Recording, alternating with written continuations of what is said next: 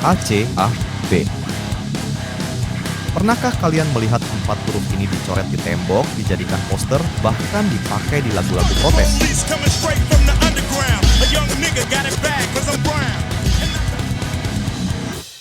Bagi sebagian orang, ini hanya kata makian.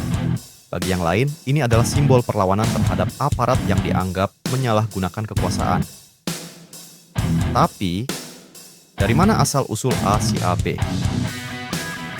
Kenapa kata ini bisa begitu populer? Dan bagaimana akhirnya sampai juga ke Indonesia? Mari kita bahas. Selamat datang di Nalar, melihat dunia dengan akal sehat. Asal-usul ACAB adalah singkatan dari All Cops Are Bastards. Pertama kali muncul di Inggris tahun 1920-an saat buruh banyak melakukan protes karena kondisi kerja buruk. Polisi dianggap lebih berpihak pada pemilik pabrik dan pemerintah ketimbang rakyat. Istilah ACAB ditulis di dinding penjara, di grafiti jalanan, bahkan dijadikan kode rahasia antar narapidana. Pada era ini, ACAB bukan hanya makian, tapi juga identitas politik. Rakyat kecil melawan sistem represif. ACAB dan subkultur punk. Memasuki 1970 sampai 1980, ACAB makin populer lewat subkultur punk dan skinhead di Inggris. Musik punk saat itu adalah musik protes tentang ketidakadilan sosial, kemarahan pada pemerintah, dan tentu saja pada polisi.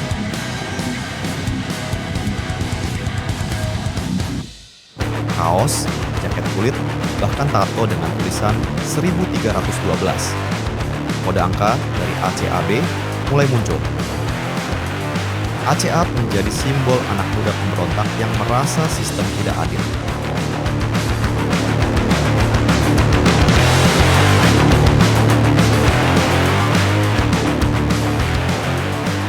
ACAB dan budaya hip-hop. Di Amerika, meski kata ACAB tidak selalu diucapkan, semangatnya sama.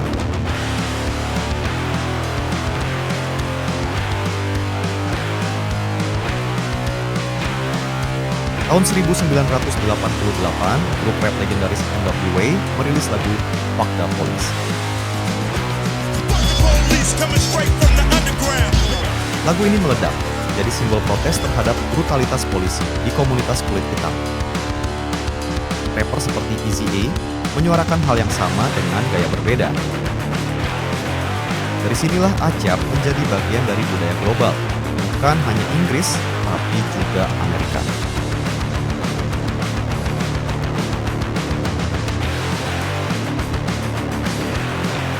Masuk era 2000 sampai 2020, ACAB jadi ikon internasional.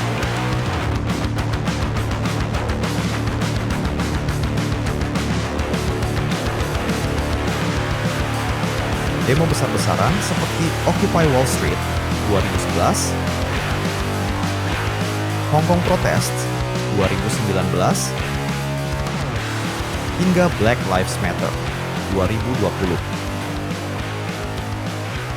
Slogan ACAB muncul di mana-mana. Di internet, ACAB jadi meme, hashtag, dan simbol solidaritas.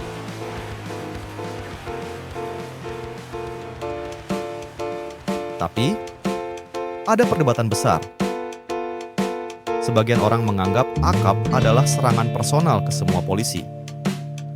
Sebagian lain bilang ACAB itu bukan soal individu, tapi sistem kepolisian yang sering bersikap represif. Di Indonesia, istilah ACAB mulai dikenal lewat internet, musik underground, dan budaya global.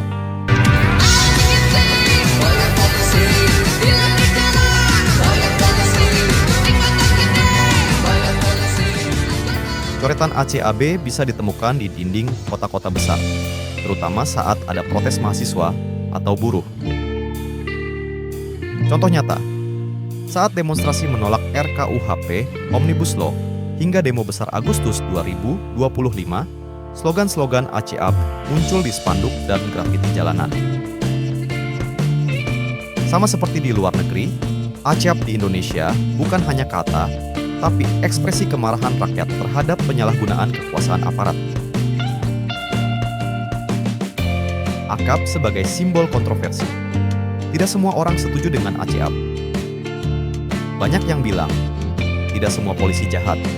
Ada polisi yang jujur dan berjuang untuk rakyat. Tapi di sisi lain, rakyat yang kecewa merasa sistem kepolisian tidak pernah benar-benar berpihak pada mereka. Inilah kenapa ACAB bertahan hampir 100 tahun, dari Inggris 1920-an sampai Indonesia modern.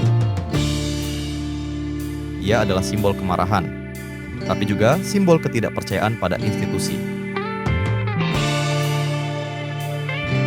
Jadi, apakah ACAP hanya sekadar makian kasar? Atau justru cermin sejarah panjang hubungan antara rakyat dan aparat yang penuh luka? Yang jelas, setiap kali rakyat merasa ditindas, 4 huruf ini kembali muncul. Bagaimana menurut kalian? Apakah ACAP masih relevan di Indonesia hari ini? Tulis pendapat kalian di kolom komentar.